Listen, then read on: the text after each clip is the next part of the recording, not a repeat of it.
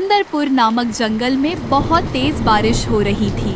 इधर चूहा और खरगोश आपस में बातें कर रहे थे। खरगोश भाई, जंगल में 2 दिनों से लगातार बारिश हो रही है। अभी तक तो बारिश बंद हो जानी चाहिए। हाँ चूहा भाई, बिल्कुल तुमने सही कहा। जंगल में लगातार हो रही बारिश से जंगल के सभी जानवर परेशान और चिंतित होंगे। तो खरगोश भाई, मैं जरा जंगल का माहौल देख कर आता हूँ।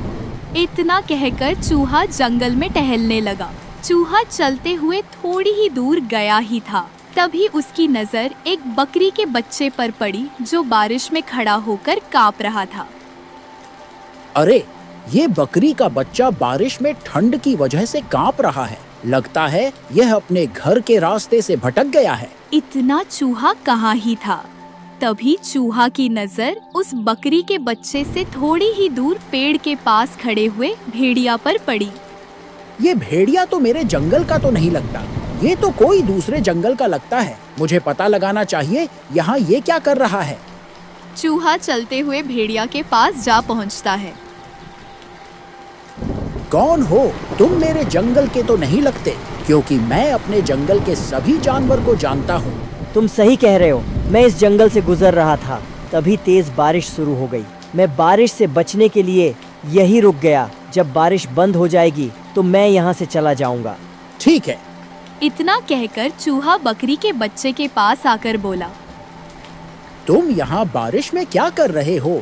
तुम्हारा क्या नाम है और तुम्हारी माँ कहाँ है? मेरा नाम गौरी है। मैं खेल रही थी। खेलते खेलते मैं जंगल से ढेर आगे निकल आई और मैं अपने घर का रास्ता भूल गई। तुम चिंता मत करो गौरी, मैं तुम्हें तुम्हारे घर तक अभी छोड़कर आता हूँ। तुम मेरे साथ चलो।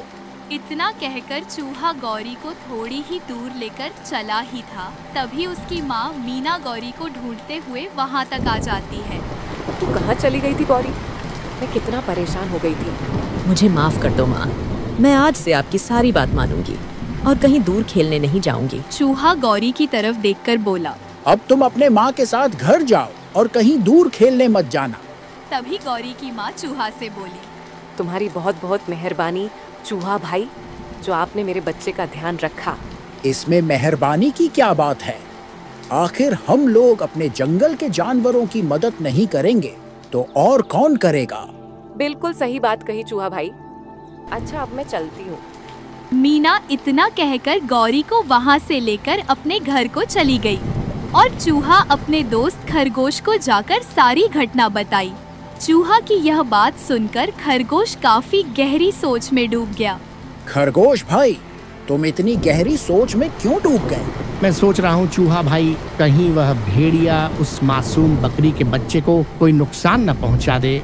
अरे नहीं खरगोश भाई, वो तो बारिश से बचने के लिए वहाँ रुका था और वो बोल रहा था बारिश बंद होने के बाद वहाँ से चला जाएगा।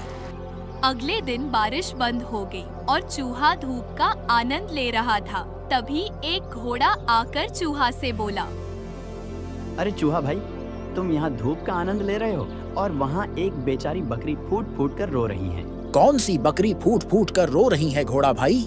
मुझे नहीं पता। उस बेचारी बकरी का बच्चा आज रात से गायब हो गया है और वह अपने बच्चे को ढूंढती फिर रही है। चलो, तुम मुझे उस बकरी के पास ले चलो। चूहा घोड़े के साथ वहाँ से चला गया और वहाँ पहुँचने के बाद उसने देखा कि वह बकरी गौरी की माँ थी। क्या हुआ? तुम क्यों रो रही हो? चूहा भाई, मैं अपने बच्चे को लेकर सो रही थी। जब सुबह मेरी आँख खुली तो गौरी वहाँ से गायब थी। मैंने पूरा जंगल छान मारा, लेकिन गौरी का कोई पता नहीं चला। तुम घबराओ मत, मैं अभी गौरी का पता लगाता हूँ। चूहा गौरी को ढूंढने लगा। तभी उसकी नजर उसी भेड़िया पर पड़ी जो कि आराम से धूप का आनंद ले रहा था। चूहा उसके पास जाकर बोला, क्या तुमने बकरी के बच्चे को देखा है? वही बकरी का बच्चा जो कल बारिश में भेज रहा था। मैंने किसी बकरी के बच्चे को नहीं देखा है। वैसे तुम तो कह रहे थे बारिश बंद होने के बाद यहाँ से चले जाओगे। हाँ हाँ, चला जाऊंगा, जैसे कि तुम ही इस जंगल के राजा हो। जब मेरा मन करेगा तो मैं यहाँ से चला जाऊंगा। चूहा मन में सोचते हुए बोला, मुझे तो इसी भेड़िया पर शक हो रहा है। मुझे अपने राजा शेर सिंह के पास जाकर इसकी शिकायत करनी पड़ेगी। चूहा चलते हुए राजा शेर सिंह के पास जाकर सारी घटना बताते हुए बोला, महाराज, मुझे इस भेड़िया पर शक हो रहा है। तभी शेर सिंह क्रोधित होकर चूहा से बोला, इसका मतलब वो भेड़िया सही कह रहा था कि तुम जंगल के सभी जानवरों के खिलाफ मेरा कान भरती रहती हो। अरे महाराज, आप ये क्या कह रहे हैं? तभी चूहा ने देखा कि भेड़िया गौरी को लेकर इसी गुफा में आ गया और शेर सिंह के सामने खड़ा हो गया। चूहा इस नजारे को हैरान होकर देखने लगा। तभी भेड़िया शेर सिंह से बोला, महाराज, मुझे पता चला कि यह बकरी का बच्चा आज रात से गायब हो गया है। मैंने इस बकरी के बच्चे को ढूंढने लगा और यह बकरी का बच्चा मुझे जंगल के अंतिम शिखर पर मिला। लेकिन मुझे पता था ये चूहा आकर मेरे खिलाफ आपका कान जरूर भरेगा, इसीलिए मैंने आपको पहले ही बता दिया था। अरे वो चूहा, तुम तो बोल रहे थे ये भेड़िया इस बकरी के बच्चे को मारकर अपना शिकार बना डाला, लेकिन ये भेड़िया तो इस बकरी के बच्चे को सही सलामत लेकर आया है। अब तुम्हें सजा मिलेगी, अब तुम्हें जेल में डाल दिया जाएगा। इतना कहकर शेर सिंह ने अपने सिपाहियों को आदेश दे दिया और चूहा को एक पिंजरे में बंद करवा दिया। शेर सिंह भेड़िया से बोला, इस जंगल में तुम रह सकते हो जब तक तुम्हारी मर्जी हो। धन्यवाद महाराज, आपकी बहुत बहुत मेहरबानी है।